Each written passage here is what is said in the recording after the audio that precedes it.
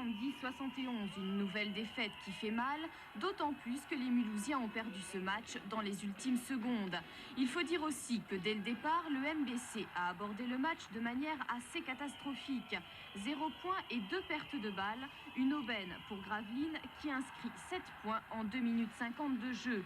Certes, les Mulhousiens rendent l'appareil aux hommes de Jean Gall, l'entraîneur de Gravelines, 7-7 à la 5e minute. Mais très vite, Gravelines reprend le dessus pour mener fort logiquement de 7 points, 5 minutes avant la pause. À ce moment-là, le MBC est en mauvaise posture, mais soutenu par un public déchaîné, les Mulhousiens réalisent un 10-0 qui leur donne une avance de 3 points. C'est alors que Vérov, pour Gravelines, établit le score 39-38 à la mi-temps. Si Gravelines reprend l'avantage dès la reprise, 41-45 à la 23e minute, il ne faut pas attendre longtemps pour voir le MBC prendre le commandement. 49-45 à la 26e minute, 63-58 à la 33e minute, l'adresse de Kitchen, les paniers à 3 points de Soulet, enfin l'opportunisme sous les paniers de Monetti sont à l'origine de cette bonne période mulhousienne. Dans le même temps, Gravelines souffre de l'inefficacité de Mackenzie qui se retrouve en panne de panier. Enfin, à la 36e minute, il marque à 3 points et Gravelines reprend le dessus 64-65.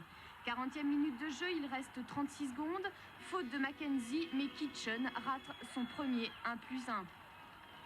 Kitchen toujours, faute sur Mackenzie.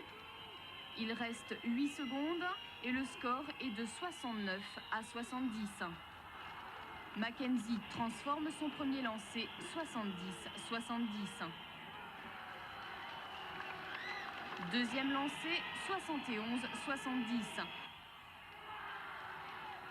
Tout reste possible, le MBC repart mais Toupane rate son tir à 3 points. C'est fini, le MBC est battu pour la première fois de la saison à domicile et cet échec peut lui coûter cher dans la course au tournoi des As.